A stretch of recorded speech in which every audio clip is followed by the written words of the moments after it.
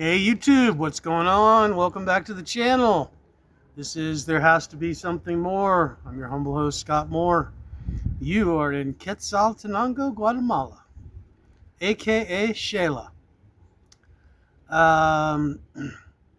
Couple things I just thought I'd mention. I've gotten a couple questions here about what's been going on around Guatemala. As far as I know, it's over, but there were a couple problems in the prisons. This is just what I understand. I mean, go watch the news or Google it. But from what I understand, there was some problems in the prisons, mostly gang related. There was about, I think, 10 police officers that were killed. As far as I know, everything's under control. There was 3 prisons, I think, and I believe they were all in Guatemala City, in the capital. The government sent out soldiers. So, any place where there's any place where there's a jail, then they sent a jail or anything like that, then they sent out soldiers. Just makes me feel more secure. Nothing happened here in Xela. It was absolutely a non-event as far as I know, but couldn't feel safer here. I do live close to a city jail, and so that I did see some soldiers around, but they're as nice and polite as they could be, and looks to me like they took care of business, and everything seems to be fine as far as I know. So with that, let's get on to cost of living. Haven't done a cost of living in a while. Been in Xela for a little over 2 years now. It's unbelievable how time has just flown by. But been very, very happy here. And yeah, I don't see myself going anywhere else. The weather is perfect every day. I mean, the only time you can say the weather isn't perfect is if during rainy season, because you do get some rain every day, but usually it's an hour of rain, a couple hours of rain, and it's over. But the temperature is always about 20 degrees for the high in the afternoon, or about roughly 70 if you're in the States. At night it goes down to around 10. Which is, in Fahrenheit, that's 45, 50, something like that. So really, to me, and I like cool weather, probably cooler than you do. But to me, it's just the question of the night is, do I want 1 blanket or 2? Nobody here has heat or air that I've seen. I mean, they might have little space heaters or something like that, but that's about it. The weather is just really, really nice. People are super friendly. Now, I've been in this house for about a year. I know almost every neighbor by name. Just anyway, very, very, very friendly people. I will say that a lot of time, and I don't know if it's like they're a little timid, I'm not exactly sure, but a lot of times you do have to speak first. But once you say hello, good morning, good night, good afternoon, try to use at least a little bit of Spanish if you have some in your pocket. That usually will generate a big smile. So I thought I'd go over. I haven't done a cost of living. I'd have to look back. I think it's probably been a year, but thought I'd run through this just for anybody who's curious. Again, we are in the 2nd largest city in Guatemala. There's roughly about 1 million people in Xela and the surrounding areas. 3 modern malls. There's a Walmart. I mean, there's really everything you need here. Things do work differently, so it's not like if you come down here, don't expect it to be like the U.S. Things work differently here, and my feeling on that is we are guests in somebody else's country, and there's no reason to complain. Things are not going to change. Things that you may not enjoy, long lines at the bank, things like that. You just find workarounds. But I love it here. Again, cost of living, number 1, rent. My current place is a 2-bedroom, 2-bath. The best thing about it is the location. I'm about 4 blocks away from Central Park. I can get down to the park in 7 or 8 minutes walking, and I can get to my gym in about 5 or 6 minutes walking. If I do need to go out to one of the malls or to Walmart or to anything like that, there's 1 block away from here is where the microbuses run.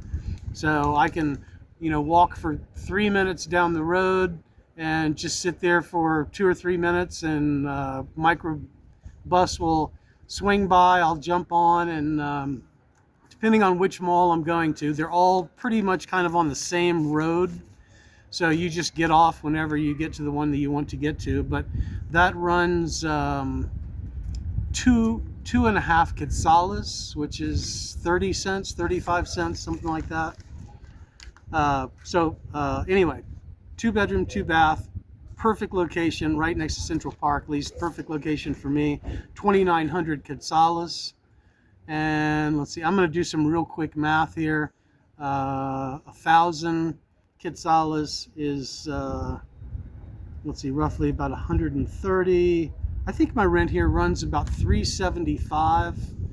We'll be moving in March, or at least that's the plan. That's 3,000. It's an extra 100 quetzales, which is about $13. So not a whole lot of difference there. The house is a little bigger, still very close to the Central Park. Lights, electric, and garbage, $2.25. So that's $26, $28, somewhere around there for lights. If you can believe that, $28 for an electricity bill. Well, it's just amazing. Now, again, if you're running a big giant space heater in your room because you don't like cool weather, then you probably should be taking a look at like Antigua or Lake Atitlan. It's about 8 or 10 degrees warmer typically every day.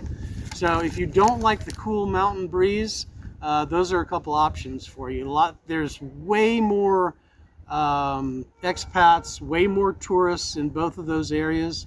But if you like it a little warmer, you might want to steer towards, at least go check them out. Antigua, which is used to be the capital of Central America, and Lake Atitlan, which they say is the most beautiful lake on earth, has a lot of great little towns all the way around it. You take boat taxis from one town to the other, which costs you $3 or $4. Cable internet. Now this is something that I need to look at and I need to change because I think I'm just paying too much. But it's about 500 quetzales, and so that's $65. It is high speed. I have really good internet. Now the only thing with the internet is every once in a while here we do lose power, and sometimes like one Sunday every 5 or 6 weeks they plan it, so you just know you're not going to have power all day on that Sunday. You can do things like I've got a small generator that does not help with the internet, I found out, but I can run a couple small things off the generator. It's best, like what I do is when the lights go out and I don't have internet, I just use the hotspot on my phone and I can connect that way. So if I do need the internet, I can get it. Food. My food changes all the time, but I would say somewhere every month, maybe 2,000 quetzales, and that is $260. Now I eat a ton. However, I'm vegan. I don't eat meat. I don't eat any kind of animal products at all. And the animal products are probably the priciest. So if you're eating chicken, beef, pork, seafood, I can give you some ideas because I cook chicken for my dogs. Chicken, now you can buy really expensive stuff or basic stuff. I buy like regular old chicken leg quarters for my dogs. Those run like 90 cents a pound. So, I don't know what the costs are in the US right now. I haven't been home in a while. But about 90 cents a pound for chicken. You can go, I would say, once I get finished with this list, I will tell you that we all spend differently, especially on food. So go to some website like a numbeo.com, numbeo.com. You can go check out Numbeo and find out your prices, because we all spend differently. But I eat a lot of food, a lot. But I eat fruits, vegetables, rice, beans, salads, and everything is very economical. It also depends on where you go shopping. If you go to the supermarket, that's probably the most expensive. Second most expensive would be somewhere around Central Park, like the Mercado around Central Park. You can go to the Democracia, which is about a 15-minute walk from here, or hop on a microbus and they'll take you to the Democracia. It's a big area. There's huge amounts of fruits and vegetables and clothes, everything else that you can think of there. That's the second cheapest place. And then if you go to the terminal, which is the bus terminal area, I would say go during the day. People tell me it's a little sketchy at night. It doesn't scare me at all to go there. But the terminal is where you get the best prices, for sure, on everything. So again, I spend probably $260, maybe $300 a month. And, the priciest things I buy are like tofu, tempeh, things like that. Not a lot of vegan options here, like in the States where you can buy vegan burgers, vegan chicken, all that kind of stuff. Very difficult to find here. At least it has been for me. Cell phone. Cell phone, there's a couple different ways to go. You can get a plan. I don't. I just I add data when I need it, which costs me roughly 140 quetzales a month. I usually do it weekly, so I know exactly when my data is going to be gone. And that's 35 quetzales, which is about $4. I'm spending 17 or 18 bucks a month on cell.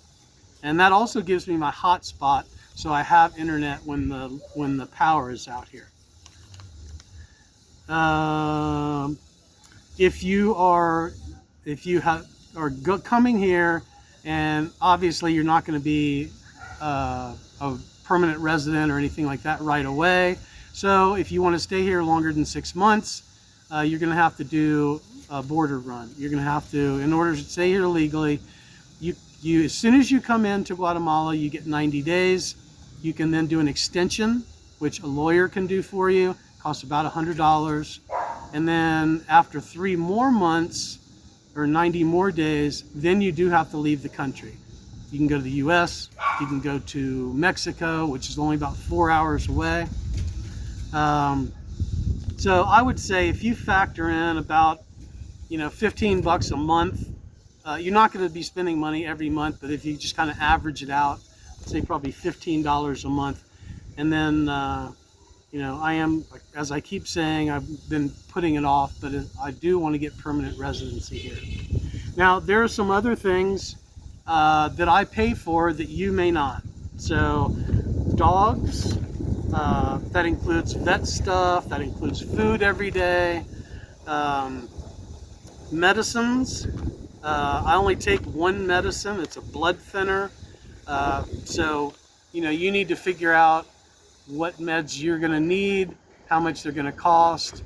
If you have something that's really important, put a comment down below. If you want to let me know what medicine you're looking for, I can ask at the pharmacy how much it is. And again, let me take just a second to say, please like and subscribe. A lot of you that watch the channel are not subscribed. And don't put a like. It only takes a second. It's free. Really helps a lot. So please like and subscribe and comment down below if I can help in any way. Restaurants, it's the same as everywhere. You can go to really, really inexpensive restaurants. You can go to very expensive restaurants. Most of the time, You know, if I go to a restaurant, it's, you know, for lunch or dinner, it's $5 or $6. It's just not very expensive. But depends. I have no idea if you're going to a fine dining establishment and drinking expensive wine, it's not going to be $5 or $6.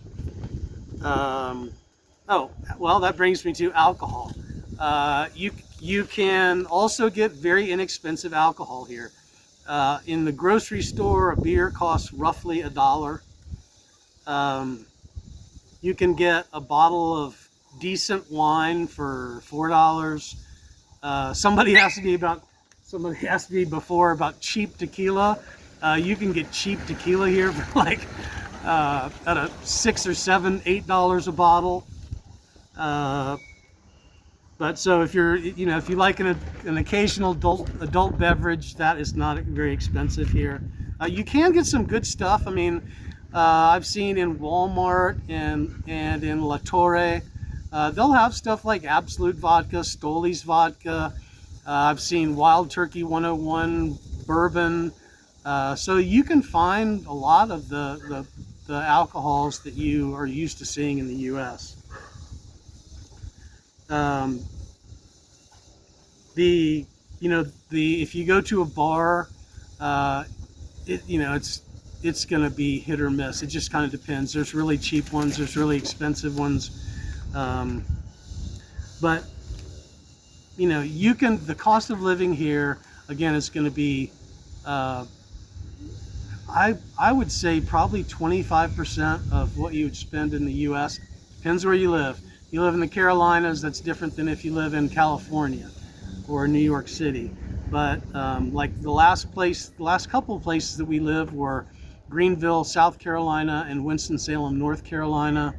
And I would say the cost of living here is probably 25% of total cost there. So hope that helps you all a lot. Again, cost of living very low and quality of life very high. Friendly people, and just a beautiful, beautiful mountain view. Let me see if I can show you just a peek. There's the beautiful mountains up there. Again, we're about 2,700. We're close to 8,000 feet in elevation. Hope y'all are having a wonderful day. And remember, if you need an adventure, there has to be something more. Like and subscribe.